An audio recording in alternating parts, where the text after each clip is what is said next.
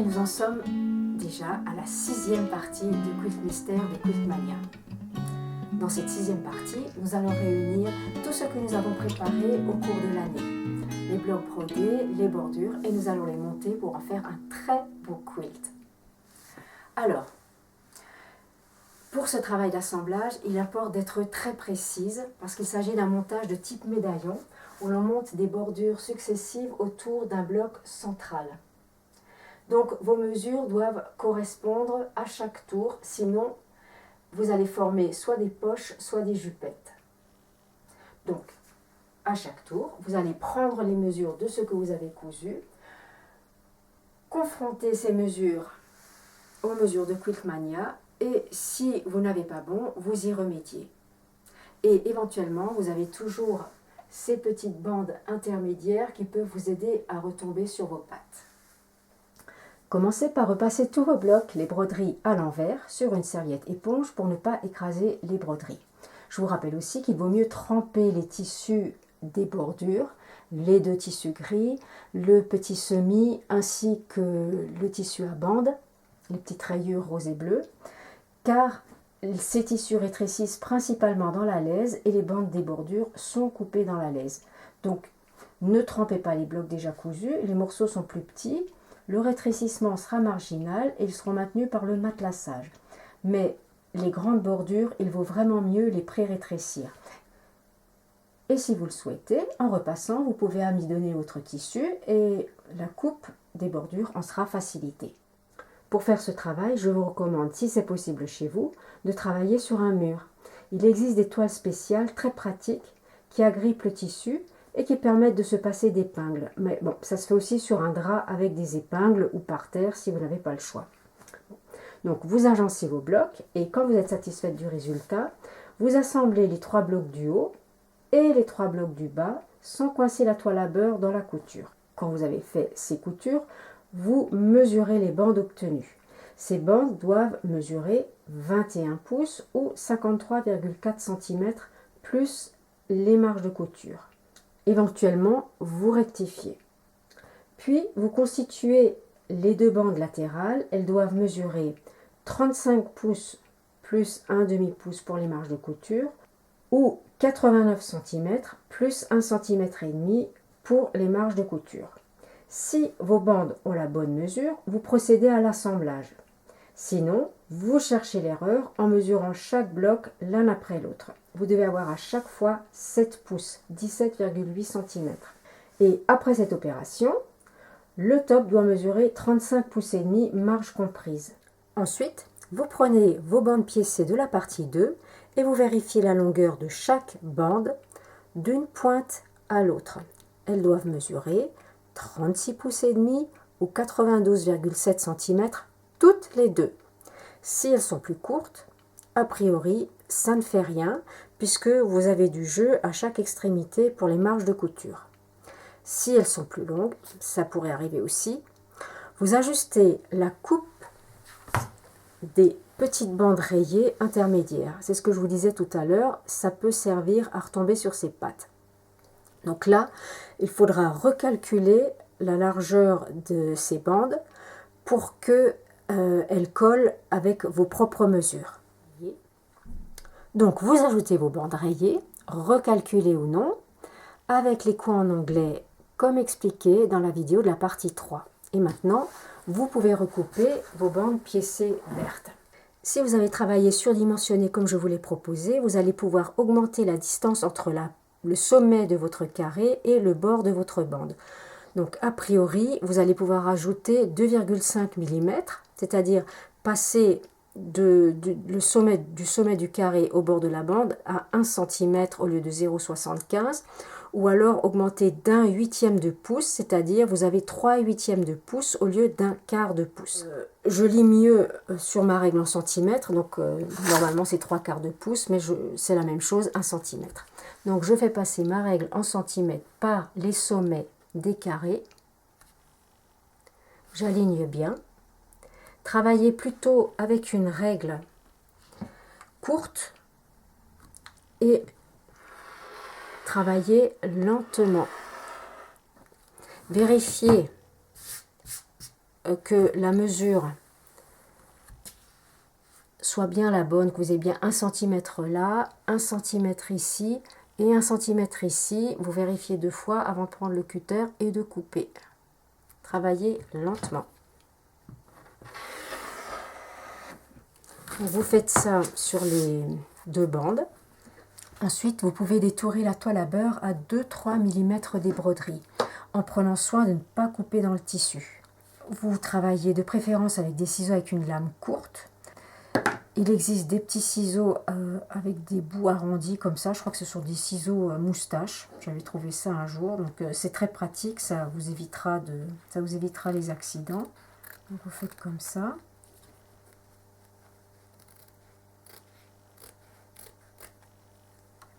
Voilà. Sinon, si vous n'avez pas de ciseaux à bout arrondi, vous pouvez placer tous vos doigts entre la toile à beurre et le tissu. Comme ça, vous protégez. Voilà.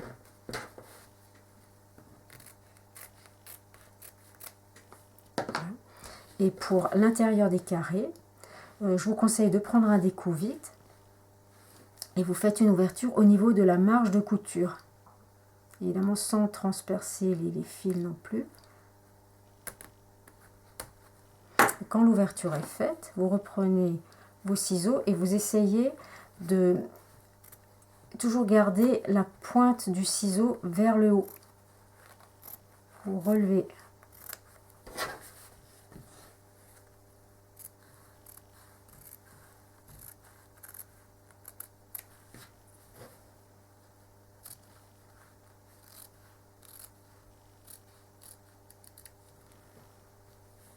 Et pareil, vous travaillez lentement en restant bien concentré. Ensuite, vous procédez à l'assemblage des 2 bandes en haut et en bas du top en posant les triangles clairs côté top, les triangles plus foncés vers l'extérieur. Et vous pouvez voir le résultat, les jolis petits carrés flottants au milieu de vos bandes. Maintenant, vous allez préparer les bordures latérales avec les petits triangles pliés. Alors, avant toute chose, vous allez remesurer votre top pour déterminer la longueur de vos bandes. Puis, dans le tissu 8 de la partie 3, vous constituez 2 bandes qui feront 2 pouces et demi ou 6 cm et demi de large et de la longueur que vous avez mesurée. Ensuite, vous récupérez les petits triangles que vous avez préparés dans la partie 4 et vous les installez sur vos bandes. Ensuite, plusieurs possibilités s'offrent à vous. D'abord, vous déterminez quel est le côté du triangle que vous souhaitez avoir sur le dessus. Alors, vous avez fait plier les triangles de cette façon-là pour que, éventuellement, on puisse avoir le petit pli ici. Mais vous pouvez aussi les retourner si vous n'aimez pas. Ensuite, vous déterminez également le nombre de triangles. Alors, j'en ai prévu 22 par bande, mais vous pourriez en mettre 21, c'est possible aussi. Il faut simplement que la hauteur de la partie des triangles qui se chevauchent, de là à là, mesure au minimum autant que vos marges de couture, c'est-à-dire 0,75 ou 1/4 de pouce. Pour installer les triangles, pliez d'abord la bande en 2 pour marquer le milieu. Si vous choisissez un nombre de triangles impair, soit 21, la pointe du triangle se trouve sur la marque que vous venez de faire. Si vous choisissez de prendre 22 triangles, vous décalez d'1 pouce. Grosso modo, la distance entre les pointes des triangles est de 2 pouces ou 5 cm. Donc, les premiers triangles que vous allez placer vont se trouver à 2 cm et demi ou 1 pouce de cette marque. Ensuite, vous pouvez vous servir des repères sur votre planche de coupe pour placer les triangles suivants. Vous agencez les couleurs à votre goût et quand vous arrivez au bout de votre bande, vous ajustez. Quand c'est fait, vous épinglez les triangles par la pointe comme ça.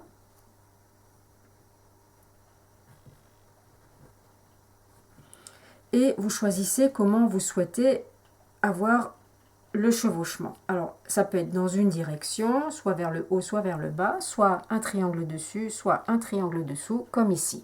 Donc, quand c'est décidé, Vous faites un bâti à la machine en réglant la longueur du point sur 4, 4,5 et en laissant une toute petite marge de couture de 3-4 mm ou un bon 1/8 de pouce. Et ce bâti va vous faciliter la couture des bandes à droite et à gauche du top. Pour la dernière bordure, vous reprenez les mesures de votre top. Puis, dans le tissu gris à bandes, vous coupez 2 bandes de 6 pouces et demi ou 16 cm et demi de large et de la longueur que vous avez mesurée. Dans le tissu vert, vous coupez 4 rectangles de 5 x 6 pouces et demi ou 12 cm et demi x 16 cm et demi de large. Et enfin, dans le tissu gris à petites fleurs, vous allez constituer 2 bandes de 5 pouces ou 12 cm et demi de large et de la longueur que vous avez mesurée. Vous terminez de coudre le top en assemblant d'abord les bordures du haut et du bas, puis vous cousez les rectangles aux extrémités des 2 bordures verticales et vous les cousez à droite et à gauche du top. Lorsque le top est assemblé, je vous recommande de le repasser à l'envers pour détendre les coutures. Vous allez poser une serviette éponge en double sur votre planche à repasser pour ne pas écraser les broderies. Ensuite, il vous reste à rebroder les coutures d'assemblage au point d'arête. C'est un point que vous avez déjà utilisé pour broder les sabliers avec le coton perlé 8 jaune dans la partie 5. Maintenant, vous allez utiliser d'une part le coton perlé rose 962 pour les 2 coutures verticales à droite et à gauche et d'autre part le coton perlé 8 coloris 402 que vous avez utilisé partie 3 pour les demi-roues festonnés. Vous allez l'utiliser pour les 2 parties horizontales en haut et en bas du top. Et pour finir, vous rebrodez les coutures d'assemblage des 8 petits blocs fleuris avec une série de points d'arête isolés à l'intérieur desquels vous placez à chaque fois un point de nœud. Le point d'arête est brodé avec le coton perlé 8 899 et le point de nœud avec le coton perlé 5 932.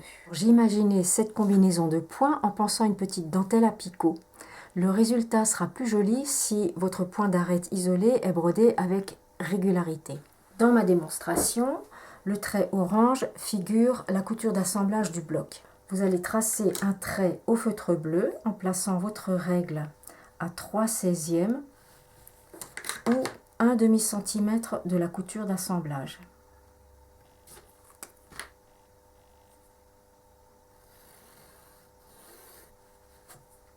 Avec l'épaisseur du trait, la broderie mesurera 1/4 de pouce ou 6 mm de haut. Et vous ferez également des petites marques sur la couture d'assemblage tous les 6 mm ou tous les 1/4 de pouce. Alors c'est plus facile à lire avec la règle en pouces. Donc vous enfilez une longueur de coton perlé 8 rose 899 et vous utilisez une aiguille à broder numéro 5. Vous sortez l'aiguille dans un des angles, vous repiquez sur l'autre marque dessinée, vous ressortez sur le trait à l'intersection et vous fixez avec un petit point d'arrêt. Puis vous continuez, vous ressortez l'aiguille sur la marque, vous repiquez en face sur l'autre marque et vous ressortez au milieu, juste avant le trait bleu, et vous repiquez sur le trait bleu. Donc, vous continuez comme ça, vous sortez sur la marque, vous repiquez en face, vous ressortez au centre juste avant le trait bleu et vous repiquez pour fixer le point sur le trait bleu. Alors la tension du fil doit être souple pour que vous ayez quelque chose de relativement arrondi. Si vous tirez trop, je vais vous montrer, vous auriez des triangles. Donc on perd un peu l'idée de dentelle. Voilà, donc là j'ai gardé la tension du fil souple, puis maintenant je vais tirer. Ça, vous voyez la différence. Après, vous pouvez choisir d'avoir des triangles, c'est comme vous voulez, voyez. Là, j'ai tiré le fil.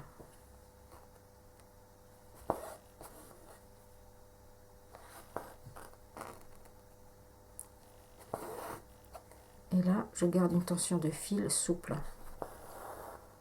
Donc, on voit bien la différence. Après, vous choisissez l'un ou l'autre.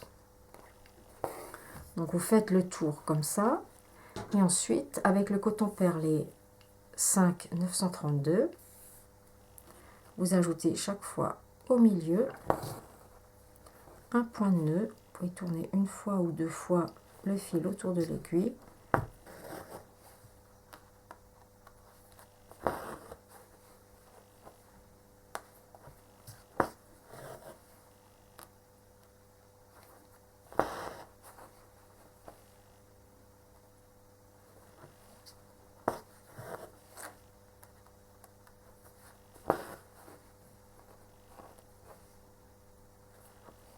Voilà. Moi, j'aime bien broder de manière répétitive comme ça. Je trouve que ça me vide la tête. Lorsque vos broderies sont terminées, je vous conseille de repasser encore une fois votre top, toujours à l'envers et sur une serviette éponge. Ensuite, vous pouvez passer à l'étape du matelassage. Alors, je vous conseille de réfléchir à vos motifs avant de bâtir les 3 épaisseurs et si nécessaire, vous les dessinez avant, ce sera plus facile. En ce qui concerne le matériel, j'ai utilisé le molleton nuage de PSR Quilt et la doublure de Stoff en 150 cm de large que vous pouvez commander, si vous le voulez, auprès de votre boutique. J'ai également utilisé le coton perlé 8, le coloris écru ou 712, les deux se valent, donc vous prenez celui des deux que vous avez en stock éventuellement. Et j'ai utilisé, presque entièrement utilisé, un écheveau de 25 grammes. J'ai également utilisé les aiguilles numéro 9 de chez Prime. Ça fait longtemps que je les utilise avec plaisir. Voilà, et ça fonctionne très bien. Et j'ai utilisé bien sûr un tambour à quilter, Médée, et un tire-aiguille, celui de chez Boin. C'est vraiment très pratique à avoir. Quand on matelasse un ouvrage, il faut respecter une densité de matelassage identique sur tout l'ouvrage, sinon on obtient des poches, des rétrécissements et puis beaucoup de déceptions. Quand j'ai matelassé cet ouvrage, j'ai mis du point de sable au centre, c'est assez dense et j'ai fait extrêmement attention à la tension de mon fil, justement pour éviter que ça ne rétrécisse ici et qu'après ça ne gondole tout autour. Pour les autres blocs, j'en ai beaucoup moins mis. J'ai simplement souligné le contour des dessins. Je n'ai pas rempli tout le fond au point de sable comme je l'ai fait au centre. Donc si vous faites comme moi, surtout, vous ne tirez pas trop sur votre fil.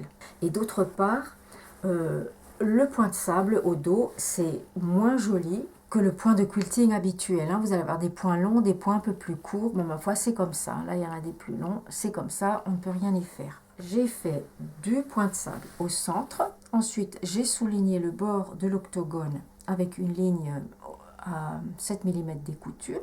J'ai souligné les demi-roues festonnés.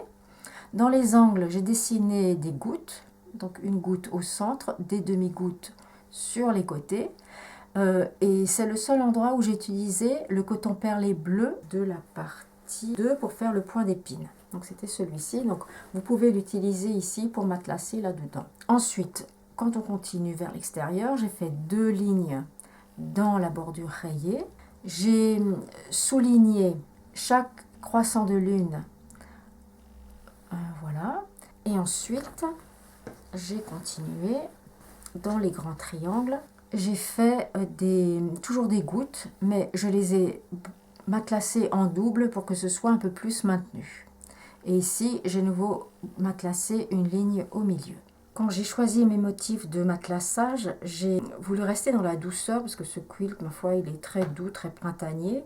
Et donc, j'ai privilégié les courbes. Donc, c'est pour ça qu'en fait, j'ai mis ces gouttes. Et ici, j'ai tracé un arc de cercle qui part donc de chaque coin de cette demi-diagonale. Et ici, j'ai environ 1,7 ou 1,8 cm ou 1 pouce, 1 huitième. Donc si vous voulez faire pareil, c'est comme ça que j'ai procédé.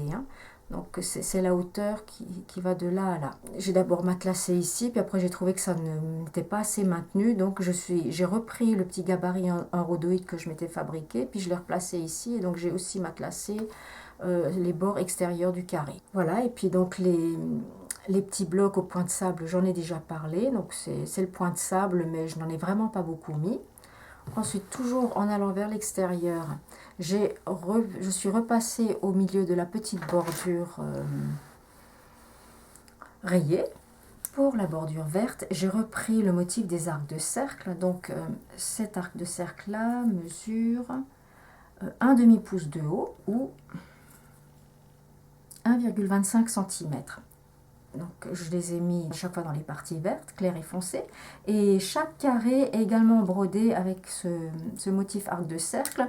Et vous avez également l'arc de cercle, en son point le plus haut, fait également un demi-pouce ou 1,25 cm de haut. Ensuite, on a la petite bordure avec les pliages. Donc là, j'ai dessiné à main levée une ligne sinueuse. Et puis vous suivez un peu la pointe des triangles. Donc ça maintient bien. La bordure avec le tissu rayé, j'ai simplement suivi le motif imprimé. Donc c'est de manière assez irrégulière, parfois tous les 2,5, tous les 3 cm ou tous les centimètres et demi. Voilà, ce n'est pas forcément la peine de repasser sur toutes les lignes imprimées, mais bon, c'est à vous de voir comment vous voulez faire. Et la dernière bordure, je l'ai matelassée avec un motif de cordes. Je n'avais rien de tout prêt à la maison, donc je l'ai fait sur mesure. C'était assez fastidieux à reporter avec du papier carbone, donc si vous trouvez un motif sympa dans le commerce, ma foi, ça va plus facilement et plus rapidement avec un stencil. Et vous pouvez prendre le motif de votre choix, des plumes sera également du plus bel effet. Voilà pour ce qui est du matelassage. Donc quand vous avez matelassé, il faut équerrer votre top, vous recoupez les parties qui dépassent. Il ne faut pas oublier de faire un manchon de suspension. Donc c'est ce que j'ai fait là. Alors je le fais toujours, je laisse toujours un petit débord de tissu pour compenser l'épaisseur et comme ça devant l'ouvrage reste plat. Voilà, j'aime bien faire comme ça. Lorsque je couds le manchon, avant de coudre la finition, je pique la partie supérieure à la machine. Comme ça m'évite de devoir la coudre à la main. Et cette partie-là, je la fixe à la main. Ensuite, la finition. J'ai coupé des bandes de 5 cm de large que j'ai pliées en deux et repassées. Cette fois-ci, je l'ai cousu au dos du quilt, à 1/4 de pouce du bord et j'ai rabattu vers l'endroit et je l'ai maintenu avec des épingles et ensuite je suis passée avec le coton perlé 8 et j'ai fait des points devant. Sans traverser toutes les épaisseurs, j'ai juste attrapé le top et puis une partie du molleton. Et cette façon de faire est assez rapide puisqu'on peut enfiler plusieurs points sur l'aiguille et puis ensuite tirer. Et puis en plus, c'est très décoratif de faire comme ça. Et voilà, pour Hélène est terminée. Cette année ensemble touche à sa fin et je voulais vous remercier beaucoup d'avoir participé à ce quilt mystère. Je remercie infiniment Carole Veillon et toute sa super équipe chez Quiltmania pour cette année ensemble. Le travail a été extrêmement agréable tout au long de l'année. Et donc merci à tous et je vous embrasse.